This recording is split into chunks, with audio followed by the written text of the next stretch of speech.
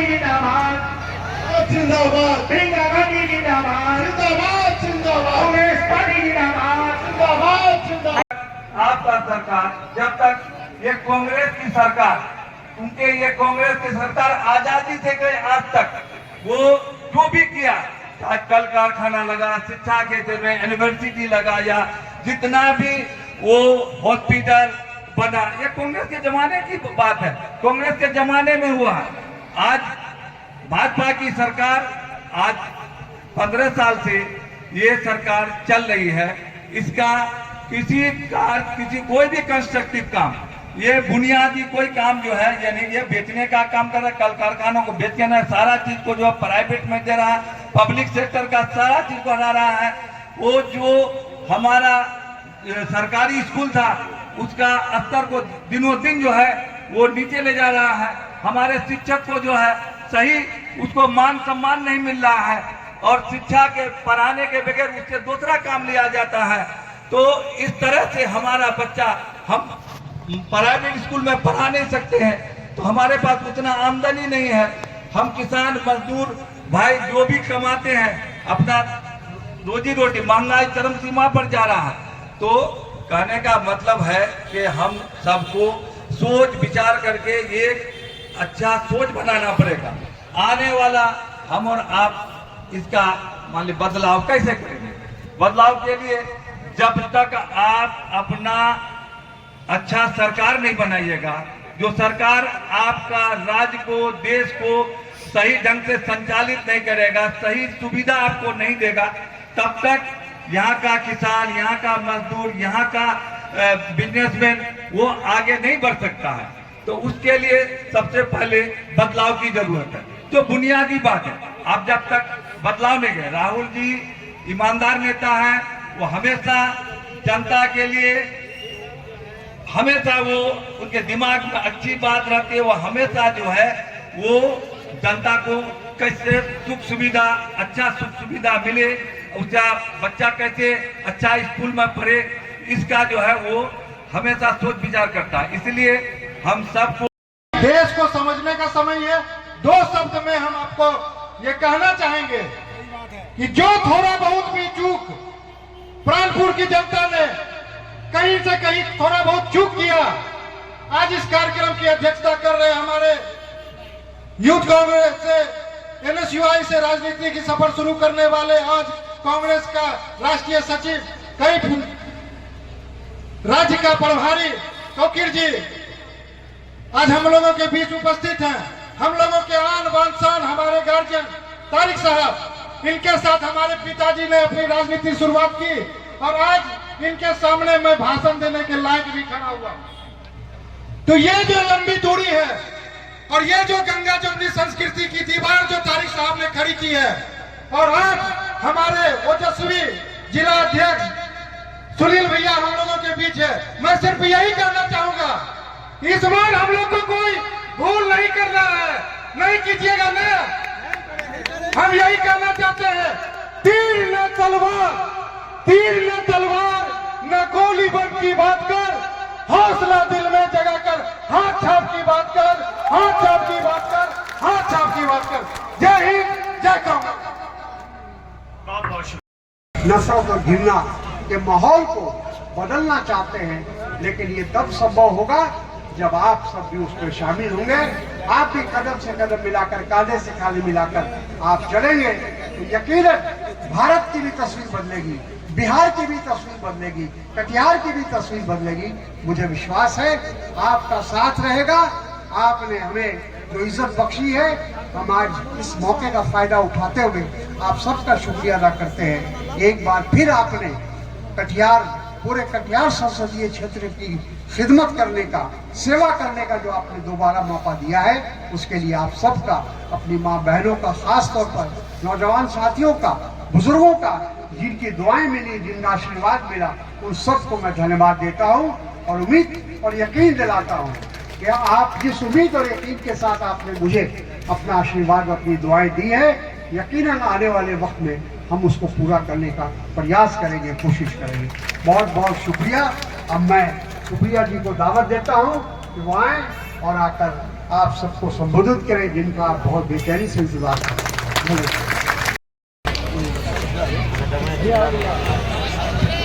मंच पर बैठे हुए हमारे और आपके बेहद लोकप्रिय सांसद, CWC मेंबर और मेरे लिए परम सम्मानित श्री तारिक अनवर जी, AICC के सचिव और मेरे गृह राज्य उत्तर प्रदेश में बड़ी शिद्दत से काम संभाल रहे भाई तौकीर आलम जी, आपके लोकप्रिय जिलाध्यक्ष श्री सुनील यादव जी, मोहनलाल अग्रवाल जी, बहुत बढ़िया मंच संचालन कर रहे और इतनी बढ़िया उर्दू बोल रहे कि मुझे लखनऊ की बार बार याद आती है, आले रसूल जी, भाई आफ्ताब आलम जी, और इस पूरे सम्मानित मंच को सबसे पहले तो मेरा नमस्कार, और यहाँ पर आई हुई बेहद सम्मानित जनता को, मेरी बहनों को, मेरे भाइयों को और पितातुल बुजुर्गों को मेरा इस्तकबाल। आज बात शिक्षा पर करनी है तो जाहिर है कि बात युवा पर होगी, और अगर बात युवा पर होगी तो एक लाइन से शुरुआत करती हूँ। तलवारों की धारों पर इतिहास हमेशा बनता है, जिस ओर जवानी मुड़ती है उस ओर जमाना मुड़ता है। बिहार जब चुनाव के मुहाने पर आकर खड़ा हुआ है तो जाहिर बात है कि बात बिहार की होगी, बात आपकी होगी, बात शिक्षा की होगी, बात स्वास्थ्य की होगी, बात रोजगार की होगी, और सामने वाला बात करना चाहता है हिंदू मुसलमान की, सामने वाला बात करना चाहता है नफरत की, सामने वाला बात करना चाहता है घृणा की, लेकिन हमने भी मन बना लिया है इस बार बिहार में बात होगी आपकी, आपकी औलादों की, उनके भविष्य की, उनके रोजगार की, उनकी शिक्षा की, आपके स्वास्थ्य की, और उससे हम मुद्दा भटकने नहीं देंगे। और आज दरभंगा में जो हुआ, ऐसा कार्यक्रम करीब 70 जगहों पर हो रहा है, और शिक्षा पर आगे बात करने से पहले मैं 2 मिनट आपको बताना चाहती हूँ। राहुल गांधी जी आज दरभंगा गए और दरभंगा में वो अंबेडकर छात्रावास में जाकर दलितों, पिछड़ों, अति पिछड़ों और प्रमुखता आदिवासी छात्रों से बात करना चाहते थे। उनकी गाड़ी को रोका गया, गेट पर ताले लगा दिए गए, पुलिस ने उसको छावनी बना दिया। राहुल गांधी जी रुके रहे और उसके बाद वो अपनी गाड़ी से उतरे और पैदल अंबेडकर छात्रावास पहुंचे, और नीतीश कुमार की और डबल इंजन की सरकार की हैसियत नहीं थी कि वो उन पर रोक सके। वो गए, वो छात्रों से मिले, उनसे बात की, और अब जो आगे की हम बात करेंगे वो बात नहीं। वो ऐसा क्यों कर रहे हैं? वो 3 प्रधानमंत्रियों के घर में पैदा हुए हैं, कोई कहता है चांदी का चम्मच लेकर मुंह में पैदा हुए हैं, और उसके बाद वो कन्याकुमारी से कश्मीर और मणिपुर से मुंबई इस देश की पैदल यात्रा क्यों कर रहे हैं? वो इसलिए कर रहे हैं क्योंकि हमारे मोहब्बत के इस देश को कुछ लोग नफरत की आग में झुलसाना चाहते हैं, और हम ऐसा नहीं होने देंगे। हम नफरत के बाजार में मोहब्बत की दुकानें खोल कर रहेंगे, और वही काम राहुल गांधी कर रहे हैं। और क्योंकि वो मोहब्बत की बात करते हैं, क्योंकि वो आपके हक की बात करते हैं, क्योंकि वो आपके हुकूक की बात करते हैं, वो लोगों की आंखों की किरकिरी बनते हैं। इस सत्ता को, इस सरकार को उनसे तकलीफ इसलिए है क्योंकि उनको पता है वो बहुत सारे लोगों को डरा सकते हैं, वो बहुत सारे लोगों को धमका सकते हैं, वो बहुत सारे लोगों के पास ईडी और इनकम टैक्स और सीबीआई भेजकर उनको बिठा सकते हैं, लेकिन वो जानते हैं कि जिस राहुल गांधी की नसों में इंदिरा गांधी जी का खून है, वो ना उनसे डरते हैं, ना धमकते हैं। शेर के कलेजे लेकर उनसे आंख में आंख डालकर आपके सवाल पूछते हैं, आपकी बात करते हैं, बिहार के हक की बात करते हैं। और ये बात करनी जरूरी है क्योंकि ये वही बिहार है जिसने मोहनदास करमचंद गांधी के महात्मा बनने के सफर को यही चंपारण से शुरू किया था। ये वही बिहार है जहां से क्रांति की शुरुआत होती है। ये वही बिहार है जिसको कवियों और महाकवियों ने तर्पण की, अर्पण की, त्याग की, तपस्या की भूमि कहा है। ये वही बिहार है, उसके बिहार को अपना हक देना पड़ेगा। 20 साल से सरकार है, 20 साल से मुख्यमंत्री है। आपका बच्चा जो 20 साल पहले पैदा हुआ था आज नौकरी ढूंढ रहा है, और जब वो नौकरी ढूंढने जाता है तो उसके ऊपर पेपर लीक हो जाता है। पेपर लीक हो जाता है, 3-3 साल की जो डिग्रियां हैं वो 6-6 साल में पूरी होती हैं। और जब बिहार का युवा दिसंबर की कड़कड़ाती सर्दी में बैठकर अपने हक और अपनी मांग को उठाता है तो नीतीश कुमार की सरकार उस पर पानी की बौछार करती है और पुलिस से बेरहमी से पिटवाती है। इसलिए बिहार के युवा ने भी मन बना लिया है, अब सरकार पलटी जाएगी। बहुत हो गया, अब अन्याय बर्दाश्त नहीं होगा, अब बदलाव का वक्त है, अब सरकार को पलटना है। मेरी बहनें यहाँ पर हैं, रोटी भी अगर तवे पर एक तरफ रहती है तो जल जाती है, रोटी को भी पलटना पड़ता है, इस सरकार को भी पलटना पड़ता है। और क्योंकि हम यहाँ पर शिक्षा की बात कर रहे हैं, मैं आपको याद दिलाना चाहती हूँ इस किताब के बारे में। ये लाल एक किताब है जो राहुल जी के हाथ में लोग देखते हैं, और 2024 जून के पहले मजाक उड़ाते थे और अब सिर माथे लगाते हैं, क्योंकि वो देश का संविधान है। ये किताब नहीं है, ये पन्ने नहीं है, ये खोखले दावे और वादे नहीं है, ये वो संविधान है जो हमें और आपको, इस देश के सबसे अमीर और सबसे गरीब आदमी को, इस देश के प्रधानमंत्री को और एक मजदूर को एक लाइन में खड़ा कर देता है। ये वो संविधान है जो हम सबको एक हक देता है। ये वो संविधान है जो कहता है आप अमीर हो, गरीब हो, ऊंचे हो, नीचे हो, कोई फर्क नहीं पड़ता, इस देश में आप एक बराबर है, आपका एक बराबर का हक है। फर्क नहीं पड़ता आप किसकी पूजा करते हैं, फर्क नहीं पड़ता आप क्या भाषा बोलते हैं, क्या खाते हैं, कैसे रहते हैं, इस देश के कानून की नजर में हम सब एक बराबर हैं। और ये हक हमें इस देश के संविधान ने दिया है। इस देश के संविधान ने एक और हक दिया है, और वो है शिक्षा का अधिकार। शिक्षा का वो अधिकार जिसको हमने नैतिक अधिकार बनाया जब डॉक्टर साहब की सरकार थी, सोनिया गांधी जी के माध्यम से राइट टू एजुकेशन आया। और क्या है शिक्षा? यहाँ पर पहले के एक वक्ता ने कहा शिक्षा को समझना जरूरी है। क्या है शिक्षा? शिक्षा रटकर एक इम्तिहान देना है? बिल्कुल नहीं। शिक्षा आपको सुरक्षा देती है, आपको शक्ति देती है। शिक्षा आपको हक देती है कि आप खड़े होकर अपने रहनुमाओं से, अपने प्रतिनिधियों से, अपनी सरकार से हिसाब मांगिए। शिक्षा आपको हक देती है कि आप कहिए ये टैक्स का पैसा मेरा है, इसकी चोरी बंद होगी। शिक्षा आपको हक देती है कि हम मेहनत करते हैं, रात की एक रोटी कम खाते हैं, हमारे बच्चों को रोजगार दो। शिक्षा आपको हक देती है नौजवानों को कि आप एक लाइन से खड़े होकर सरकार से 50 सवाल पूछ सकिए, और इसलिए शिक्षा जरूरी है। राहुल गांधी जी ने एक बड़ा बीड़ा उठाया था, और वो बीड़ा था जातिगत जनगणना का, और उससे सबका भला होगा। आप किसी भी तबके के हो, आप किसी भी धर्म के हो, जब जनगणना होगी तो भला इसलिए होगा क्योंकि अगर पैर में चोट लगी है और डॉक्टर एक्सरे कराता है तभी पता चलता है प्लास्टर लगेगा या पट्टी बंधेगी या हल्दी तेल लगाकर पैर ठीक हो जाएगा। और इसलिए जातिगत जनगणना जरूरी है। ये बीड़ा राहुल गांधी ने उठाया, एक स्वर में उठाया, और असलियत यह है कि नरेंद्र मोदी को ना कर जातिगत जनगणना के लिए मानना पड़ा। ये जीत राहुल गांधी की है, ये जीत कांग्रेस पार्टी की है।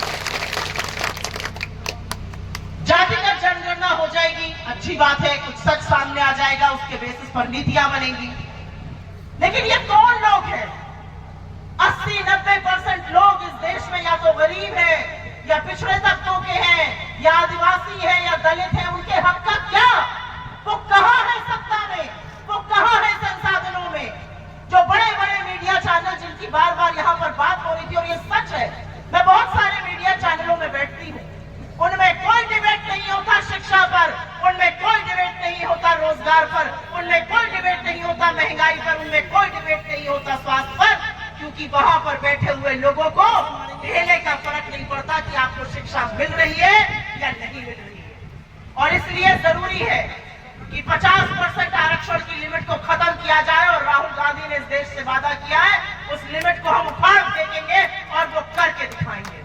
हमारी सरकार ने संविधान के आर्टिकल 15(5) में कहा निजी संस्थानों में नौकरी के लिए और शिक्षा के लिए आरक्षण होना चाहिए।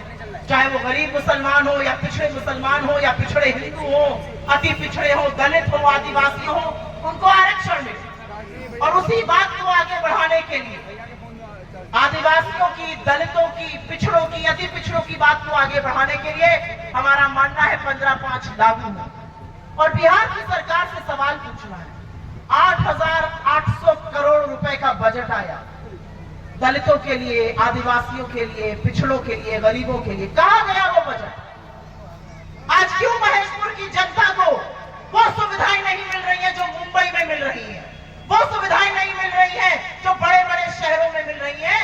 क्योंकि आपकी सरकार ने उस पैसे को खा लिया।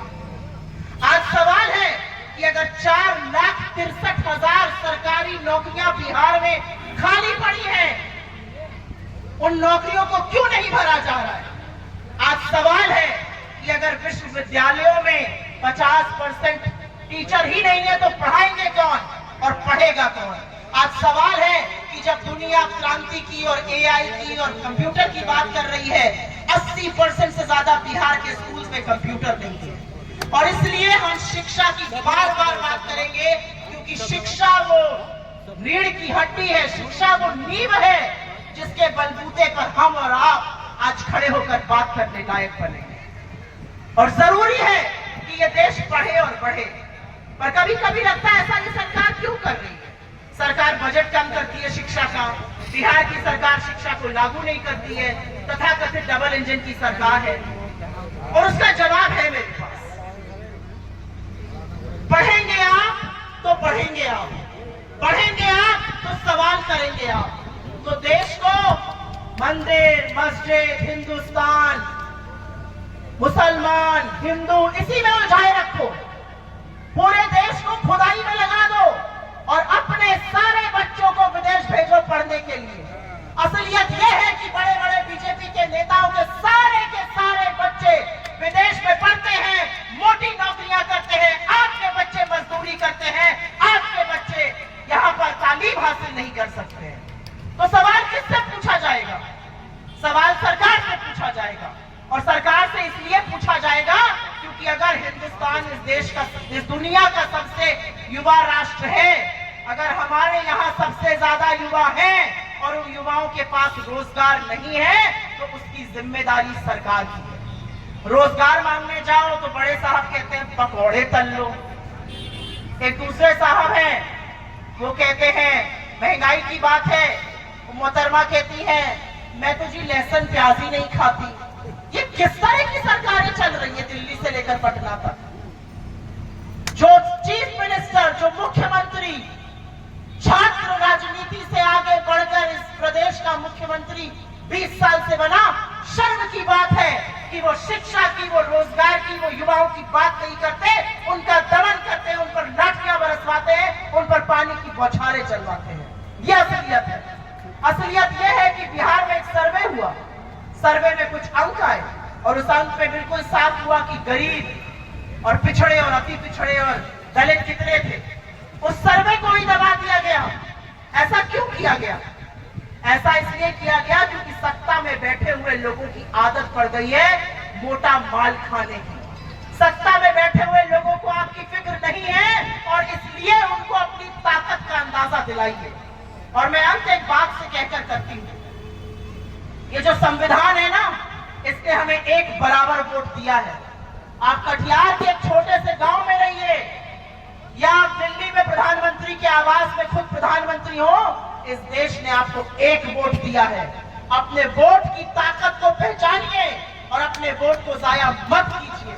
अपने वोट की ताकत को पहचानिए और समझिए कि आपका वोट सत्ता का परिवर्तन करता है। आपका वोट आपके भविष्य को संवारता है। आपका वोट आपको इस लायक बनाता है कि आप अपनी सरकार को रोककर उससे सवाल पूछ सकिए। अपने वोट की ताकत को पहचानिए। रोटी पलटने का वक्त है मेरी बहनों, और रोटी पलटिएगा नहीं तो रोटी जल जाएगी। और इसलिए जरूरी है कि बिहार में सत्ता परिवर्तन हो। और सत्ता परिवर्तन के पहले जब चुनाव की प्रक्रिया शुरू हो रही है, जब प्रचार शुरू हो रहा है, तो तमाम तरह की लफ्ज़बाजी, तमाम तरह की बातें की जाएंगी, लेकिन एक सवाल का जवाब बीजेपी भी नहीं दे सकती, जदयू भी नहीं दे सकती। 20 साल से आप सत्ता में हैं, डबल इंजन की सरकार है। एक ऐसा काम बताइए जिसने बिहार की तकदीर बदल दी हो। मैं चैलेंज करके कहती हूं, एक काम अगर नीतीश कुमार जी या नरेंद्र मोदी जी बता दे जिसने बिहार की तकदीर बदली हो। एक काम नहीं गिना सकते हैं, क्योंकि बिहार के बारे में सोचने का इनके पास वक्त ही नहीं है। इनका सारा वक्त मैं सत्ता में कैसे बने रहूं इसी में जाया होता है, और इसलिए आपकी जिम्मेदारी बढ़ जाती है। मैं अपने पुतातुल्य बुजुर्गों से, माओं से, बहनों से और खास तौर से यहाँ पर आए हुए युवाओं से कहना चाहती हूँ, बिहार में मन बना लिया है, बिहार परिवर्तन करने वाला है, बिहार में बदलाव की बयार बह रही है। आपको उसका हिस्सा बनना है और उस बयार को आंधी और तूफान में आपको बदलना है, और वो काम सिर्फ और सिर्फ आप कर सकते हैं। आपको राहुल गांधी के हाथों को मजबूत बनाना है, आपको तारिक अनवर साहब को आपने चुनकर भेजा, उनकी आवाज को और बुलंद करना है। आपको यहाँ की सरकार बदलनी है जिससे कि आपकी आने वाले दिन, आपके आने वाले बच्चों का भविष्य संवर सके। मैं बिहार की आज एक तस्वीर देख रही थी और उसी से कहकर अपनी बात का अंत करती हूँ। और बिहार की धरती पर हूँ तो दिनकर एक बड़े फेमस यहाँ के कवि हुए, उनकी एक लाइन है, तो रात समय के घर का घर नाच सुनो, सिंहासन खाली करो कि जनता आती है। शाम को 6:30 बजे अगर आप यहाँ खड़े होकर हमारी तारिक अनवर साहब की, कांग्रेस के तमाम नेताओं की बात सुन रहे हैं, तो मुझे पता है कि आपने भी परिवर्तन का मन बना लिया है।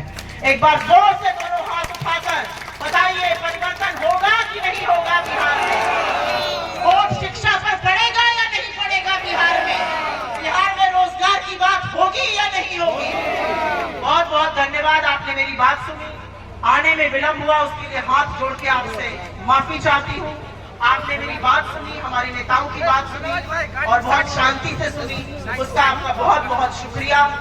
बहुत दूर से आई हूँ, राहुल गांधी की मोहब्बत का पैगाम लाई हूँ, और आपसे वादा करती हूँ नफरत के कितने भी बाजार खुल जाए, हम मिलकर मोहब्बत की दुकान जरूर खोलेंगे।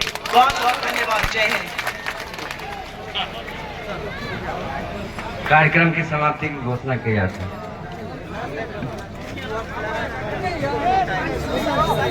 देखो